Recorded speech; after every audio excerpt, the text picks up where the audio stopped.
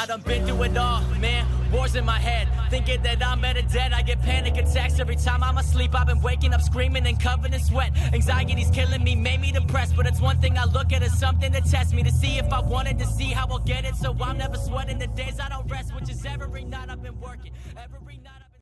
Welcome to the very first episode of Full Spectrum Veteran. We've been looking forward to this for a while.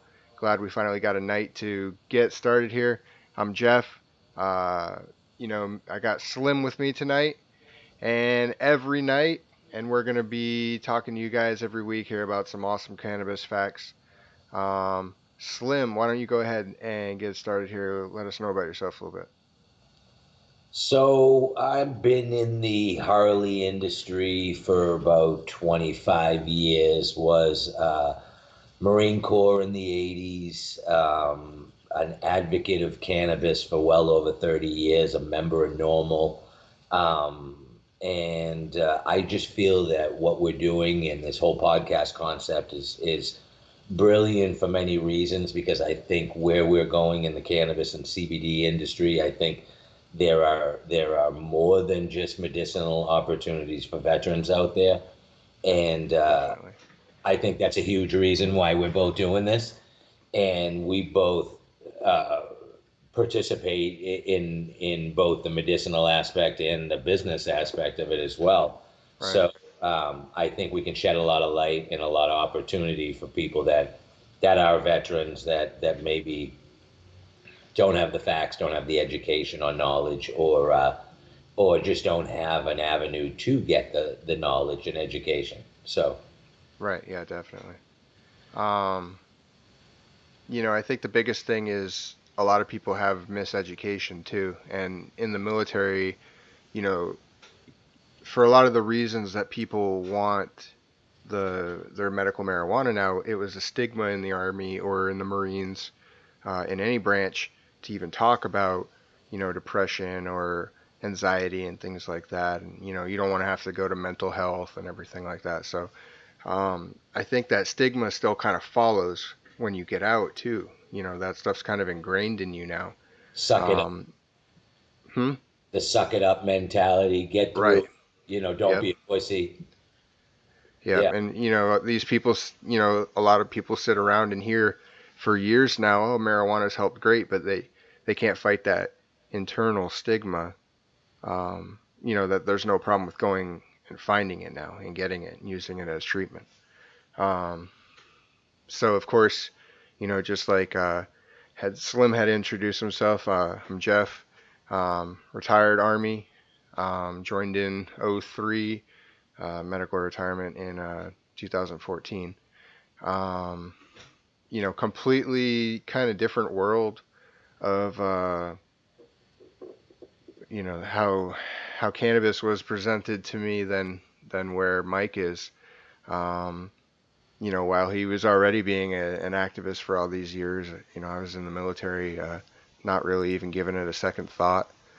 It was only until, a few years back now that I really found the new true research on everything, and that's why for me it's a big passion now to do this project with Mike, because my journey is real recent and from a medicinal standpoint, and not necessarily from a any recreation journey that most people would have had at some point in their life. I never really had that recreation journey of marijuana at all. It just wasn't a thing.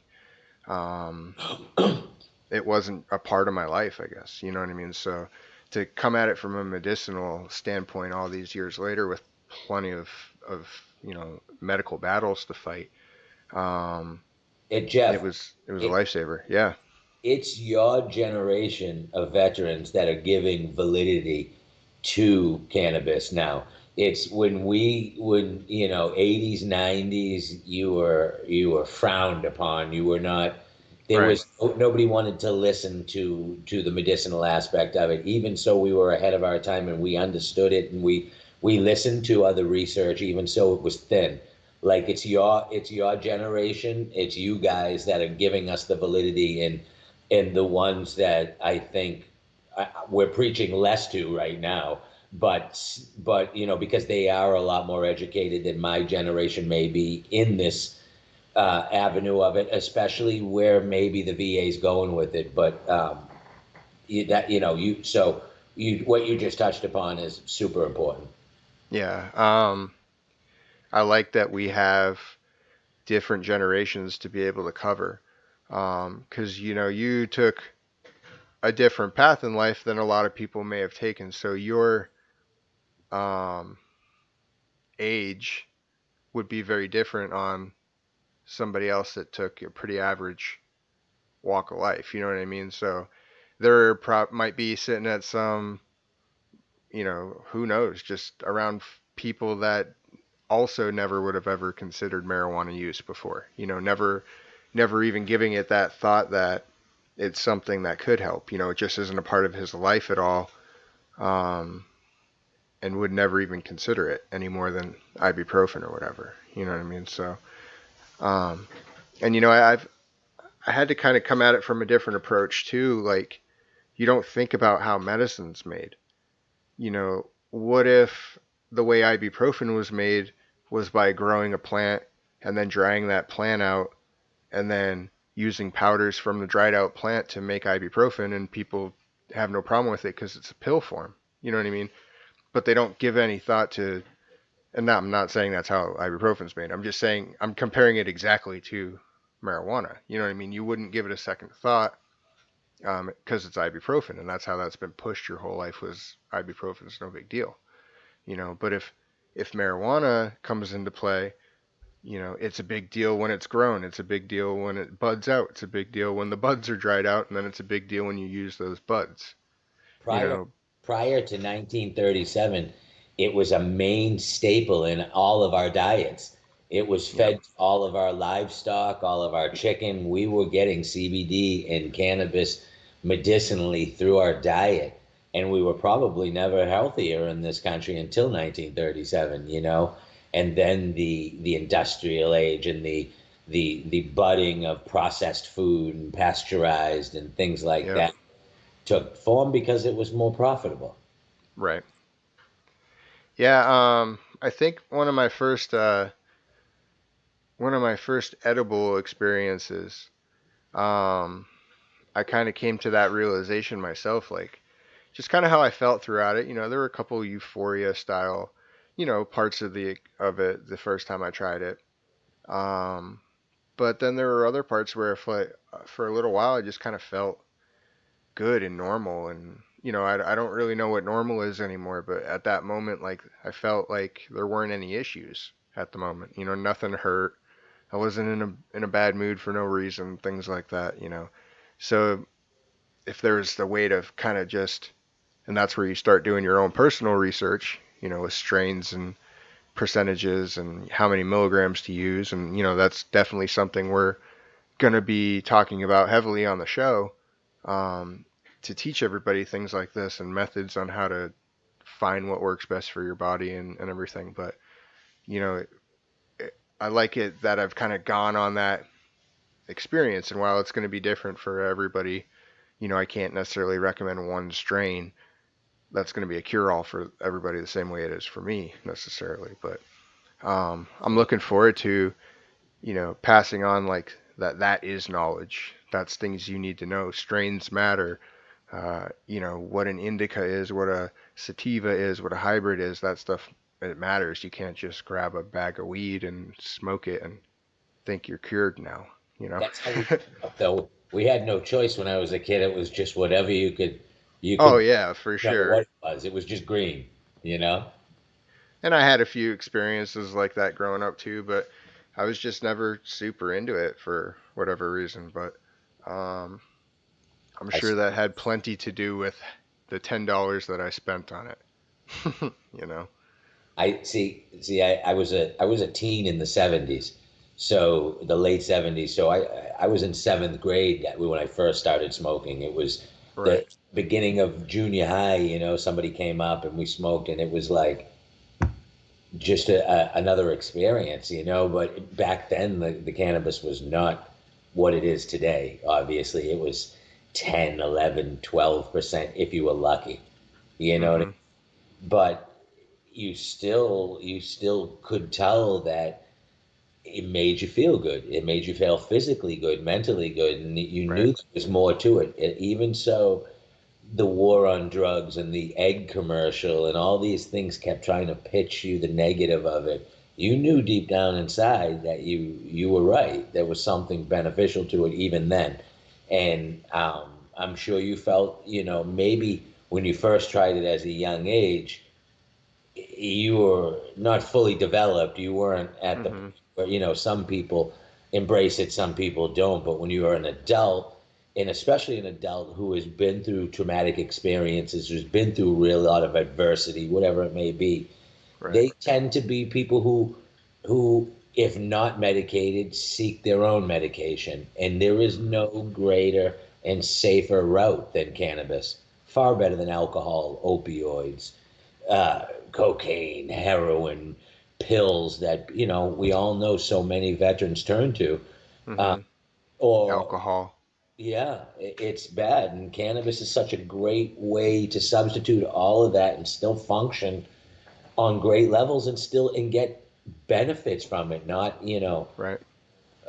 negativity from it. So and then I think another thing we need to touch on, or we will as we go, is set aside the medicinal part, which we're going to talk a ton about, and how to utilize it and what's the benefits, but the financial aspect of it and the business side of it. The U.S. retail marijuana sales was on a pace this year to rise over 40%. They're estimating $37 billion industry by 2024. That's Oh wow. cannabis. That's cannabis in itself.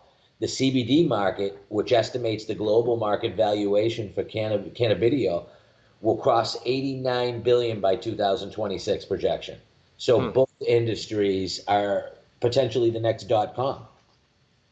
Yeah, absolutely. Um, that's obviously one reason why we went with full spectrum in the name. We definitely fully intend to cover a whole lot of different aspects of the show. Neither of us, I think, really wanted to make a show where it was just us with high thoughts for an hour. You know what I mean? Like Like we Cheech, wanted we both have knowledge that we want to get out there. You know what I mean? Like the I veteran like Cheech and Chong. huh? The veteran Cheech and Chong.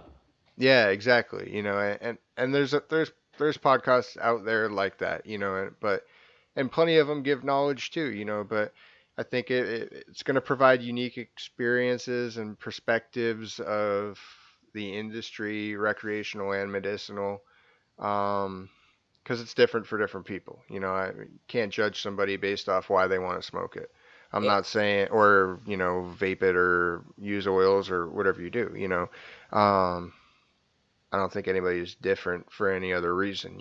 Everybody feels what they feel off of it. And I think what you were mentioning before about as a kid, I think a big thing is like your version of euphoria as a kid is nothing compared to an adult because you don't really have any issues in your life yet that you're familiar with. You know what I mean? So there's nowhere to escape to when you're a kid getting high at some 16-year-old or something like that. Not I'm just saying there's no euphoria for them. There's no alternate feel good reality really because they feel fine. Their knees don't hurt right now. You know what I mean? So um, Still got two legs. yeah, exactly. But you know what I mean? So like as an adult to escape some of that for a little while, if there's financial stress or if your back hurts from being out all day and some of that goes away for a little bit, um, it's a whole lot different than maybe even how I judged. That's why I like that you brought that up because I think maybe that's how I approached marijuana for a long time. Like, well, that shit sucked. You know what I mean? Like, why would I even use it? And then when I finally got turned to it from my brother, and he just basically was like, "You got to try it. At least give it a fair shot." Once I wasn't in the military anymore, and I'm a stay-at-home dad with my kids, and I was in a a good environment to be able to give it a try. You know what I mean? It wasn't going to impact anything that was going on if it didn't work out, and I didn't have a drug test I needed to pass or anything like that. So it was like an ideal situation to give it a shot with an open mind. And it totally, it was great. I don't really have another way that I could put it because I didn't know enough back then. I didn't know anything. I know it was Girl Scout cookies, You had a so I great know what's that? you had a great teacher. Your brother is well educated, obviously, on the cannabis industry, the strains, the different things. He's a grower, and obviously, we're going to Yeah, have him on the show so we can pick his brain more down the road about that stuff. But that's a great person to guide you, at least I into. was immediately shown the right way. You know Yeah, what I mean? It's weird having my youngest brother um, be the one to teach me this kind of thing. Because we've even butted heads in the past. At a younger age over stuff like this. Because I just didn't care for it. I didn't want it around. It was extra trouble I didn't feel like dealing with. You know what I mean? Like the I fact wasn't into it, in so mind why be in trouble over it? the fact that you were open-minded enough to give it the chance, that's another thing that I'm seeing more of in all age groups. When Hmm. when we try to preach CBD, I always feel that it's toughest to teach the Vietnam era guys and women, because I feel that they know cannabis, but the CBD is a lot more of the science aspect, and you have to really give them the knowledge of it. But to Right. be to be honest with you, we've learned that they're just as educated as your generation now, because they have always looked for a holistic avenue, being kids or being teens of the 60s and things like my mother was, my father was. So they're still open-minded to it, but again, your generation is more tolerant, and I think is going to help us a lot more with the validity of it, and the research has never been stronger. All of that, these things come into play, and it truly is a cannabis renaissance right now. Oh yeah, definitely. It's that topic, like cannabis renaissance, basically. I can't wait till we have an episode like that. Because I definitely know we're gonna have at least one episode on like investments. Getting in on the renaissance of the business. So Steve D'Angelo is the author of the Cannabis Renaissance, which is pretty amazing book, and somebody I think everybody needs to know in this industry. Maybe we absolutely, have to get him on here. I wouldn't mind talking to Steve D'Angelo for sure.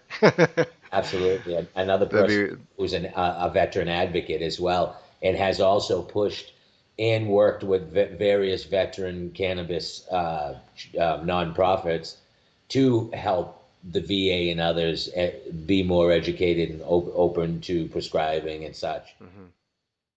We could do a um, whole episode based on why I don't have my carry license at the moment, and maybe after the MORE Act might pass, I may get it back. Mike, if you want to go ahead and talk about that now, we can at least get a quick glimpse into a different side of what's going on with you. So the reason why I'm excited about the MORE Act getting voted in the Senate and then the House this month is because it could possibly, amongst decriminalizing cannabis, will expunge all prior cannabis charges related to marijuana prior to this. After getting out of the Marine Corps, I began to not only be an advocate, but also somebody who was in the sales level of cannabis as well, if you will. And it kind of got carried away, grew really fast in a short period of time. Money was insane. It became dangerous. It became paranoia. It was something that I wasn't anticipating, not where I wanted to go with my life. But to make a long story short, I bailed out from the business and I moved to Florida. About a year or so later, the federal government did not forget what I was doing and arrested me in Florida, and I did 3 years in federal prison for distribution of cannabis. Well, it was a conspiracy case, but I pled to distribution and did 3 years for marijuana back then. So this vote is a very big thing for me as well. I obviously, being a felon, can no longer carry firearms or even have firearms in my home. Right. Um, and with the way that the world is going right now, it's kind of hard to swallow not being able to have the protection you'd like at home. Oh So yeah, absolutely. it's a big vote for us, and it's something that, I was wrong at the time, and I knew I was wrong, and I did my time, and that's fair enough. Right. But marijuana should have never been illegal at that time, and it shouldn't have been illegal in 1937, where it really wasn't. It was just prohibited. It wasn't illegal till Ronald Reagan got in office. Um, Yeah. and made it a scheduled drug. And at that point was the debacle called the war on drugs began. And, yet probably the largest war America has lost. Yeah. Absolutely. Um, But we're taking it back. and it's important too because you're not the only person in that position. Or veteran. There's lots of there's lots of veterans in the same or similar position. Either they're out now with felony charges, can't vote. Um, There's so many veterans in prison. We have veteran dorms in yeah, prisons. There's so many veterans, and many of them aren't in there for any other crimes other than dealing with their PTSD incorrectly through right. alcohol, drugs, and these are good people. All a lot of them are good people.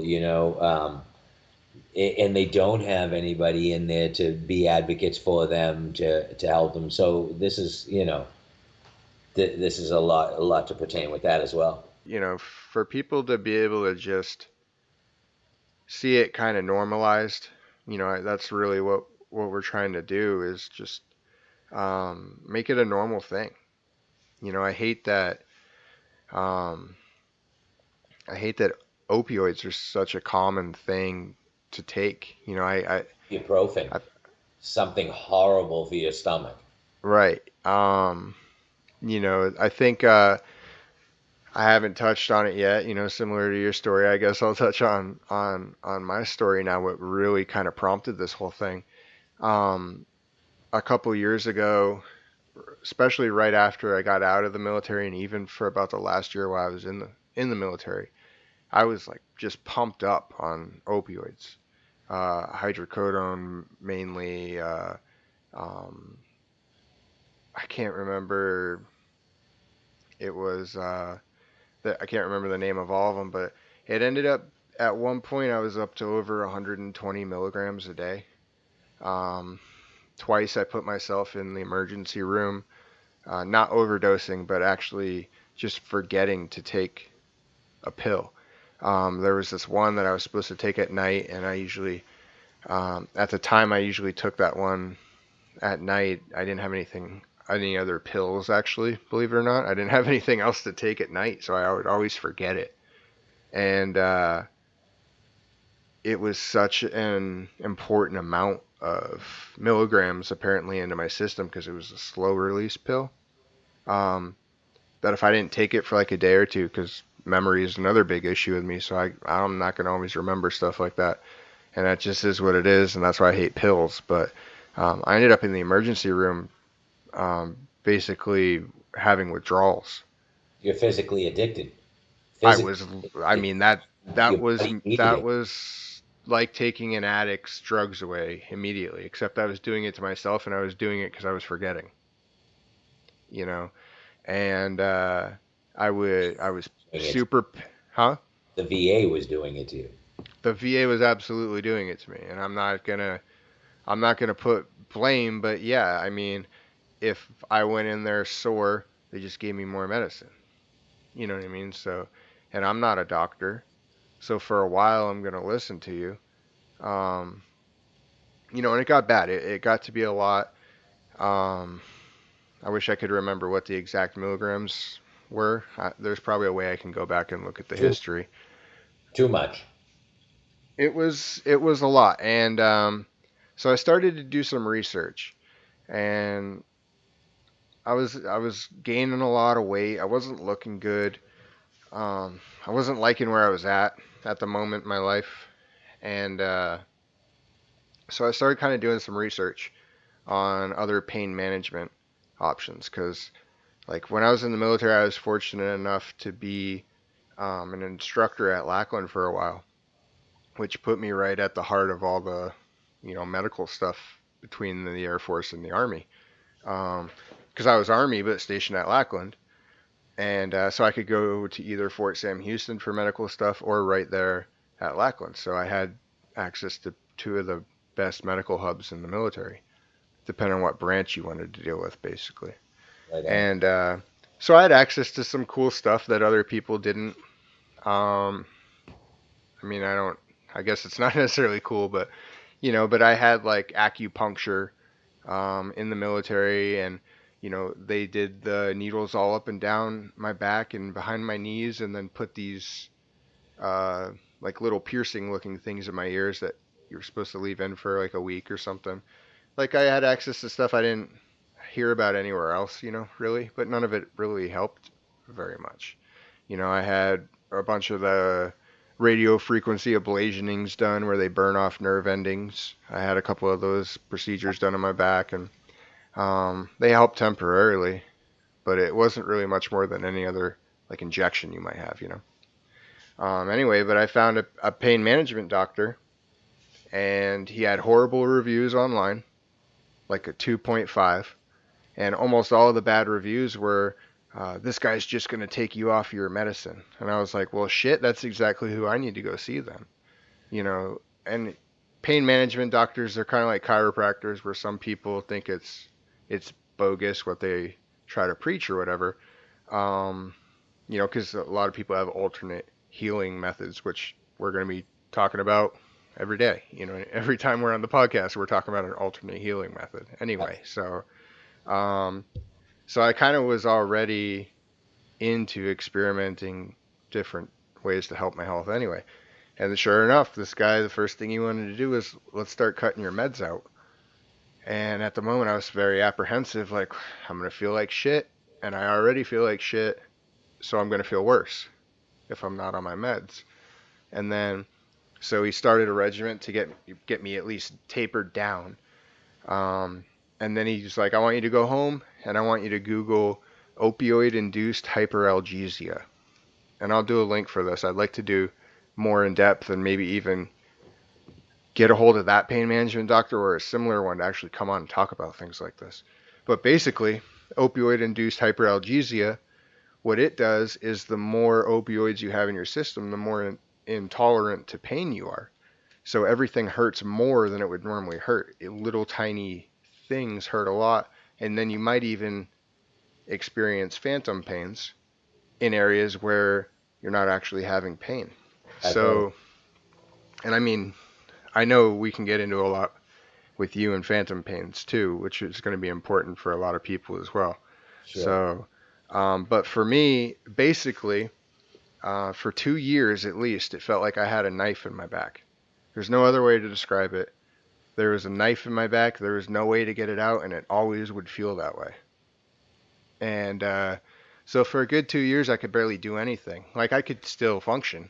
It's not like I couldn't walk or something like that. Like, I could still function, but I had that pain Sure. constantly in my back, that there's a pain there and I can't get rid of it. It'll never go away.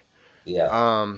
As soon as this doctor started taking me off my medication, that pain went away and it never came back again. Wow. And I can't attribute that to anything other than not being on that medication anymore. That's the only thing that stopped that. So, we're going to talk a lot about cannabis being a replacement for other medications that people might be dealing with. But another important thing to consider is just simply not having that medication in your system anymore might already physically and mentally do wonders for you anyway. Because opioid induced outbursts are also a pretty legit thing too. So there's going to be a lot of pain management and anger management changes by just simply coming off, hopefully and safely, coming off medications. So it's going to be important, a lot of important information coming at it from different approaches and different methods of thinking, even There's too. so many people who needed to hear that story, and you need to touch more on it as we go, but I think we need to bring on a lot of other veterans that we both know that are using cannabis for medicinal reasons, whether it's pain or mental issues, as Yep. well, because each story like yours is so important to others who want to want to relate, and this is going to be such a great avenue for them to listen to these stories and relate, like me coming from a different, like maybe a middle generation between Vietnam and the guys that are Gulf War up through you guys. um so it's like so important to hear these stories.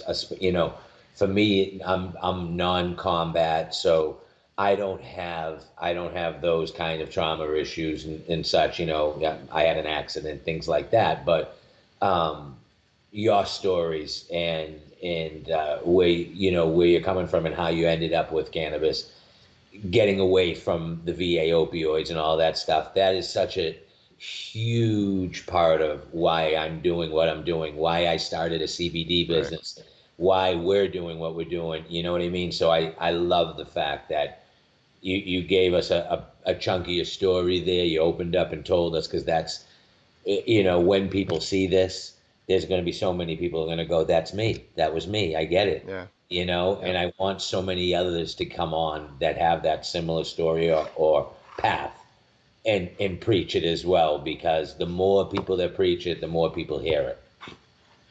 Yeah, and like you said, I'm definitely not the only one, you know, that was like that, and it kind of worked out good with at least initially trying marijuana, because right around the same time I was either off completely or pretty close to coming off completely. That's when my brother came down from the New England area, moved in with me for a little while, and introduced me to his world. I think honestly, the very first time I smoked with my brother, I immediately changed my opinion. I think that's all it took, was making that. I'm not an idiot. I know if things work and if things don't. You know what I mean? And like, I'm a firm believer that even a placebo pill works. If somebody hands you a pill, a sugar pill, and you don't know that, but someone hands you a pill and said, "Hey, this will make XYZ feel better," whatever. You know what I mean? Somewhere in your brain, it's telling you, "Hey, like, hey, cool, you feel better." And in my opinion, even though that pill is doing nothing, it's making you feel better because your brain's telling you that you feel better. Your brain is So really powerful. exactly, you know what I mean. So if that's why I could see that immediately, like, okay, well, that obviously made me feel different and made me feel good, and I was able to approach it more from like, I need to give this stuff another shot. But again, it was a little bit easier at the time because I was just in a good position to explore it, as I like to call it, because I knew that my journey just it was just getting started. Because I had a couple times where it still wasn't great. Like, I smoked what I felt was a pretty good amount, and it wouldn't really work. Um, there's been other times where uh, when we get into strain knowledge, we'll talk about it. But there's been some bad experiences I've had on sativas where I kind of it amplified everything. Like, I got super hostile on sativa. But then that was coming at the stuff with no research, and then finding out later, like, oh, well, a lot of people are sensitive to sativa, especially if they have real bad, anger and anxiety symptoms to begin with. Sativa is not necessarily the right strain to fix your anxiety. It can make it worse. and that's where looking into hybrids and indicas and things like that. But then I also noticed, um, in my personal opinion, I wanted to kind of feel a little bit that I was high. I realized I didn't like those background highs, Yeah. where it's working, but it's hard for me to know that it's working if I guess because I'm trying to find the feel that it's working, if that makes sense. Till you leave the house, then you're like, "Ooh, I'm high." Right, yeah.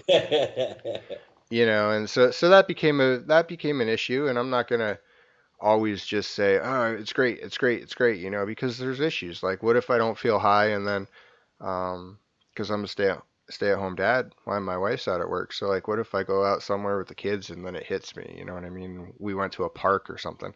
So I have those concerns coming at it from a young children father perspective, because my kids are 5 and 6. So, I mean, um, you talk about how much there is to learn with the strains and the terpenes and the different things about it. I mean, when I was a teenager, you only had four types of marijuana. It was like Panama Red, Acapulco Gold, skunk, and dirt. That was it. Like, hmm now, as I got older, I learned a lot through reading and such, but the research was never on the level it is now. And that's another great thing. There is so much knowledge and so much research now at Google's fingertips, where we can look right. these things up, and also if you have your medical card, the dispensaries are really, really informative, and will help you a lot with that, especially when they know you're a veteran as well too. So yeah, and also when we have several different doctors that come on, that we will have as guests as well, they're going to touch upon a lot of different stuff that they've learned, I believe, in what works, what doesn't, why it works, the science behind it, and we as well will probably continually bring up research and science behind that, the endocannabinoid system, all these things Right. that we definitely don't have time to talk about just in the first episode, but we are excited about how much we have in store and how many great guests as well. Um, Yeah. so this is definitely a topic that leaves many doors open. I feel like, we were so excited about it so quick, to be able to finally realize, well, real quick, me and Mike, we for a while we've been trying to figure out a podcast. We like chatting, we like chatting with the boys type thing, you know what I mean? And we've been just trying to find something to work together on, and this was going to come up frequently and heavily in any podcast that we would cover anyway. The conversation to cannabis and both being advocates for veteran use for sure, at a minimum, but I feel like Mike has so much knowledge over 30 years of this, and I feel like I had a lot of knowledge that was solely based on individual medicinal research, and then found it to be so important and so crucial in helping me to the to a point where I know it's going to help a lot of other people with the amounts of medication and all the different procedures I've had to have. And um, I feel like I feel like I've been through a good amount that, if it works for me, there's a lot of people that it works for. And if and then same thing, you um, you're losing your leg, and having that whole different side of things as far as an injury goes and the trauma that went with it. Um, and you couldn't advocate any more than anybody I know. So obviously from your perspective, it does a great job too. And I feel like we're both pretty high on the spectrum of we'd feel like complete garbage if it wasn't a part of our life. Another big thing, Jeff, that I love about why we're doing this is solely to help other people, to help veterans, because that's obviously extremely close to us. But it isn't Absolutely. veteran only. I mean, we want to educate as many people as we can, veterans have family members that have pains and ailments, who have dealt with the PTSD of their family member, have dealt Right. with the war, the deployments, things like that. There's a lot of people around them that need the help, and the whole, it's the reason why we got in the CBD business in the first place. It wasn't to get rich. It was to help as many people as we can, especially veterans, walk away from opioids, get away from alcohol, and try to find an organic, all natural route to benefit, either be pain mentally, physically, or what have you. Hmm. Even for euphoric reasons, psychoactive reasons. If that's not what you're into, you can take CBD levels of it. So all of it is just us trying to help other people, and that's where I really what I really love about why we did this, because we have a wealth of knowledge between us and between the people we know, that we Yep. can educate people on something that's been taboo for so long. Yeah. And that's the hardest thing for veterans specifically. The hardest thing is one, having voices out there. Because I don't think that there's enough voices out there, because I think that there's a lot of people that know this is maybe not the answer, but a answer. It's at least an answer. It is helpful. And I'm not saying it's gonna automatically cure everything immediately. But it's definitely helpful. For sure, more than it's hurtful. As opioids kind of slowly felt like they were tearing me apart. I don't feel that anymore. I don't. Once you get past that stigma, a lot of that goes away. It's hard. You don't have that stigma. Um, I don't think you've ever really had to look at it that way before. So I think that's important, because some people, they never had a stigma of it. It's not a big deal. But for me, I really had to try to approach it from looking at it as this is an effective medicine that works for my body. You know what I mean? I need to stop looking at it as, um, well, I have now, but I'm just saying I needed to stop looking at it as a dude that smokes marijuana and feel like I need to hide it. And you know what I mean? Because I'm not just like trying to sit around and get high. You know what I mean? That's not necessarily what the end goal is. I mean, it's a nice end goal occasionally.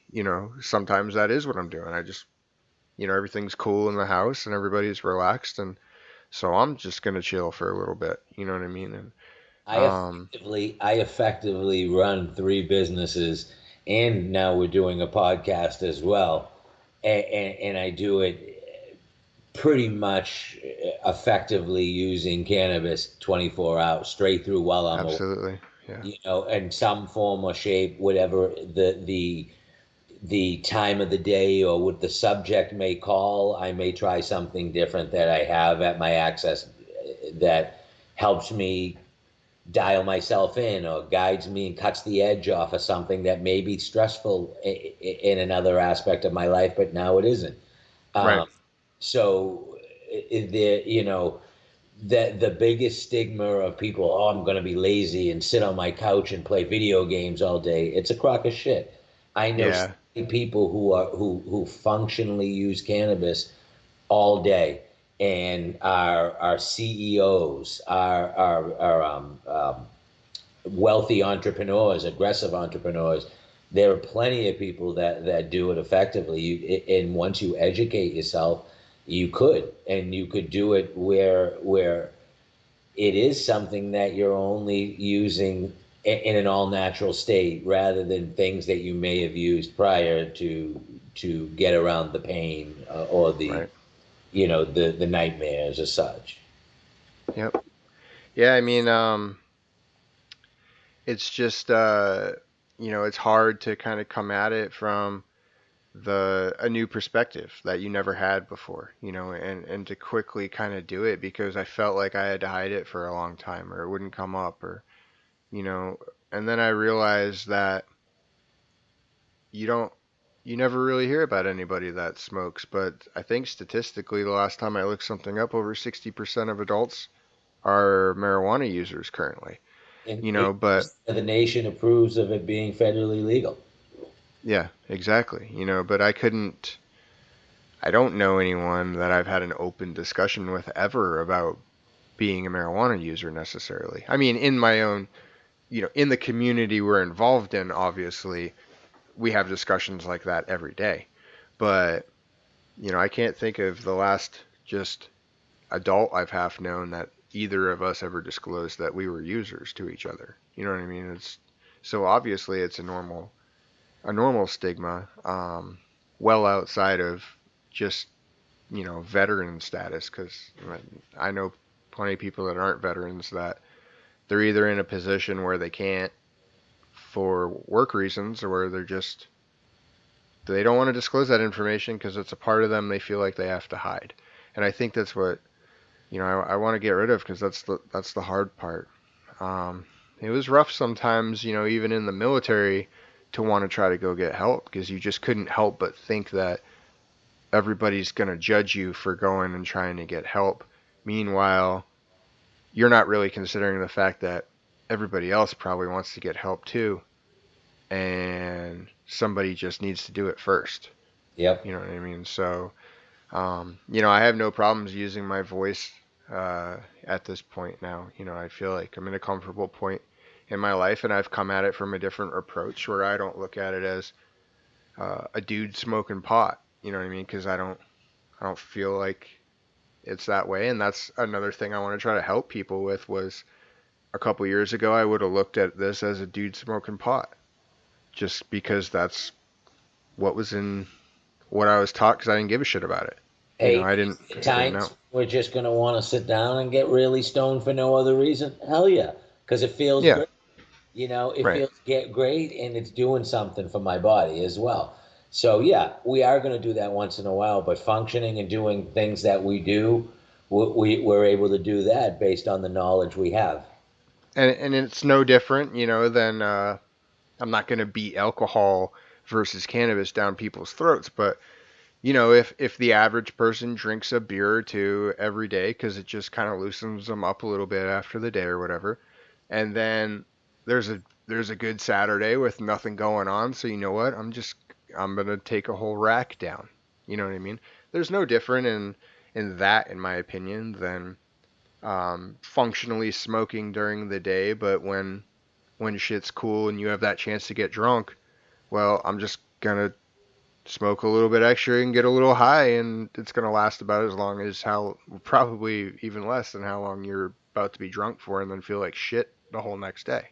The one thing that I've learned over the 30 plus years of being around cannabis and people who use cannabis and such, set aside the science and the medicinal and the finance and the business aspects of it, which we'll touch upon and all around. Yep. I feel the most important thing I've learned is how much it brings people together. People of so many diversities, so many cultures.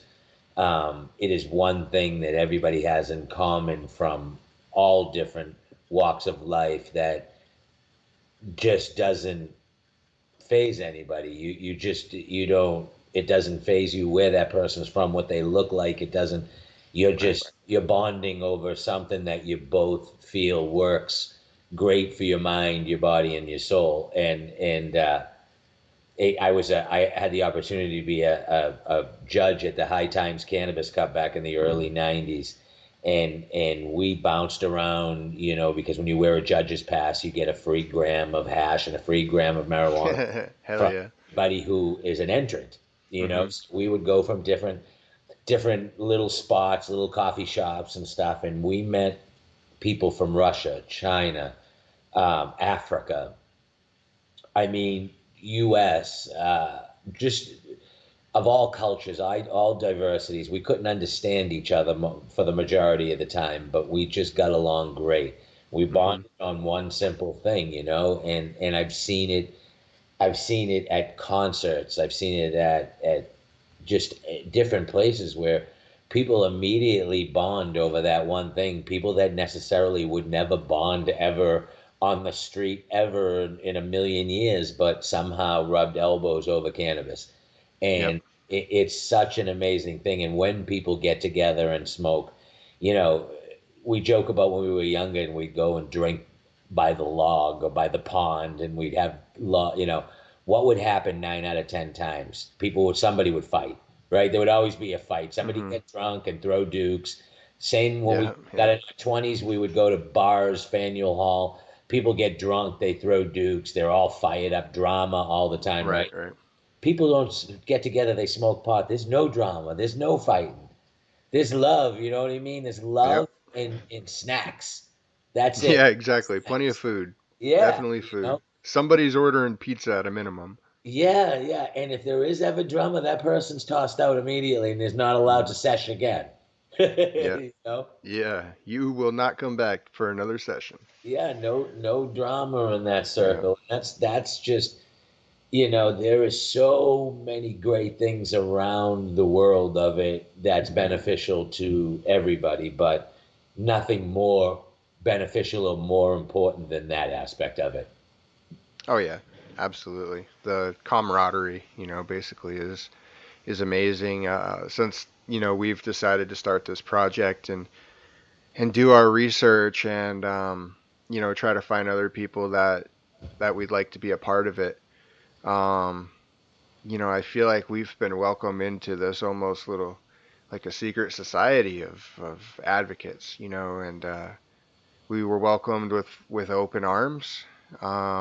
Everybody's really willing to help and participate and give the knowledge, and uh, it's just impressive to see, how deep the roots actually sit because when me and you first kind of agreed to do this, I don't think either of us really knew how deep it can actually go already. You know what I mean?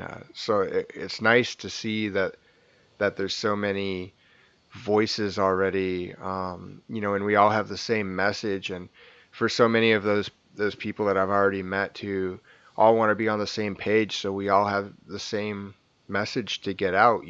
So it's not just one voice; it's multiple voices. And it's a journey that I definitely look forward to. And this podcast is obviously going to be different than most of our other podcasts because we want you guys to know who we are and why we want to do everything. And the next podcast will get hot and heavy with the topic, because we still have topics coming up like possibly advancements in sports, um, so we can get a sports segment even in here.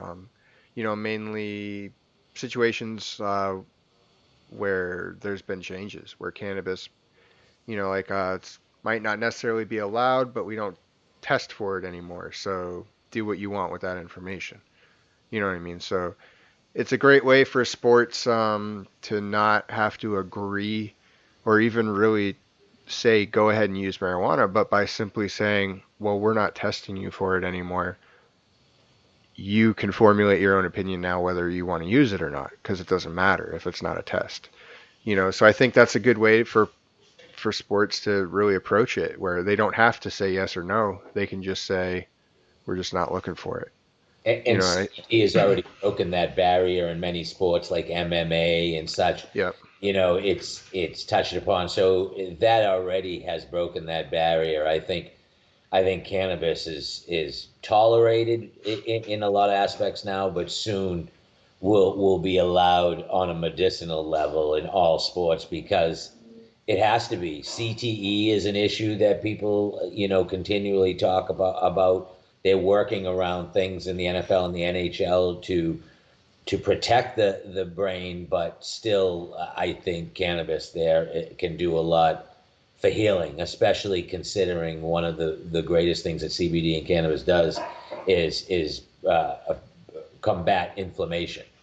There's so Um, much metrics to finding the proper CBD, the bioavailability that's best for you, the product that's best for you. But all of it starts with quality. If you yep. don't find a quality company first, you're never going to get the benefits of CBD, just like the cannabis, just like we touched on earlier about the cannabis. So if you have the quality, you have a quality cannabis CBD company that is a CO2 extracted, it has no residual solvents, you have a clean quality product. From there, you then have to decide what product is best for you. You know, do you want to use the oils? Will you put it under your tongue? Would you prefer gummies? You know, Hmm. edibles? And then what are you trying to do? Your level of severity, your height, your weight. You know, that all comes into play. If you're a 300-pound guy or a 100-pound guy, you know, you kind of want to factor that into your dosing. But once you do all that homework and you find your sweet spot, it is truly noticeable because it's like how you mentioned earlier about acupuncture. It's a preventative medicine. Our body Hmm. has an endocannabinoid system, and what it does is it continues to build as you take it as a daily regimen along with cannabis. It builds onto the binds to the receptors of your endocannabinoid system, and it enhances and strengthens just like your immunity system. So, you know, and we'll touch upon the endocannabinoid system and what it is on another episode. It was founded in Israel in the 60s and by the same man who isolated THC. So there's so much that's involved in that. The thing that you preach and you try to preach, being an advocate, is that your body has an endocannabinoid system. It doesn't have an opioid system. It doesn't have an ibuprofen system. But yes, your brain has opioid receptors, and yes, your brain has a receptor that binds to Right. ibuprofen. But that's different. That there isn't a complete system that runs the merits of your body like the endocannabinoid system does, and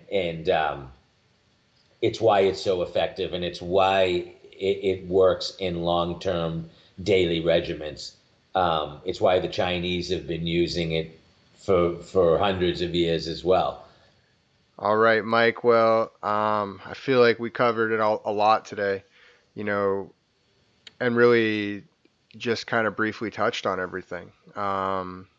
We kind of had to talk about ourselves, of course. Got to let people know who we are, where we stand, and where we come from, and what our direction is. What are we looking forward to from you, in the coming weeks? What are you looking forward to here?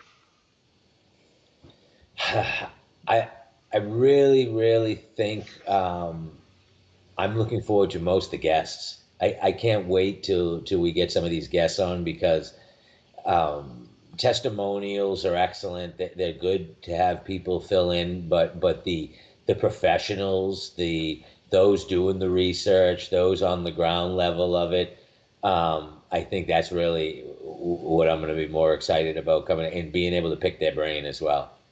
Oh, absolutely. So many questions that we're gonna have, and so many, I guess, that I haven't even thought about, and that'll change once they're there ready to answer questions. I think more will come. Um, I'm really looking forward, I think, the most to just the different segments we're going to be able to cover, here, full spectrum veteran, as the name implies. There's so many areas to cover, between, the advancements that we're going to see, the medical advancements, the financial aspect, sports, organic growing, giving people the opportunity to learn how to maybe grow their own medicine and what state is going to be the best for that. If somebody's willing to make a move somewhere. Cooking and recipes. Definitely. I fully intend um, to do a couple recipes myself for sure. I know you guys over there, you probably have some stuff you've come up with as well. And I'd love to be able to share Popular. that kind of stuff. Edibles are a super popular way for bioavailability for people who are just getting into the cannabis world. You know, a lot of people don't like to smoke. A lot of people are maybe not feeling the oils and things like that. So being able to eat a brownie, a peanut butter cookie, a cake, you can bake almost anything. I've seen pork chops infused with cannabis. So I mean, there is almost anything you can do, and if it helps you in that route and it tastes well, I mean, it's a win-win. Yeah, absolutely. All Well, right. sounds good. Well, what's that? Sounds good. I'm looking forward to all of this. I'm stoked we Yeah. started this, and I'm looking to educate, interact, and learn. Yeah, definitely. I'm looking forward to to learning more myself, but just knowing how many people are also going to learn, and people that either haven't thought to do the research before or just they need that nudge, and it's important research, and honestly it's awesome research once you really get into it. Um, and so we're really looking forward to it. If you guys have any questions, you can hit us up on social media, Facebook, Instagram. Um, if you got things you want to know, let us know. We'll get it on the show. We can gladly take down, questions people might have for specific guests. So we're looking forward to the interaction from everybody. That's what we're here for. We're here to learn, but we're also here to pass on the knowledge of everything we know. And, I feel like we're both full of it, and we're both guys that want to let other people know what's going on with the information that we have. So, And again, um, the bottom line is solely positivity, just trying to lift others up, educate them, just trying to help others. That's all it is. It's why we got into it, just to help others through knowledge, education, and maybe lifting them up and giving them another avenue in their life, uh, rather than the ones that are not working. absolutely. Sounds good. Look, Yeah, sounds good. We look forward to hearing from you guys. Thanks so much for tuning in. Thanks for sticking with us. I know, there wasn't a lot to learn from tonight, but, we wanted you to know about us and where we come from. And, we want to get to know everybody, and we really look forward to it. So, we'll see you guys in the next show.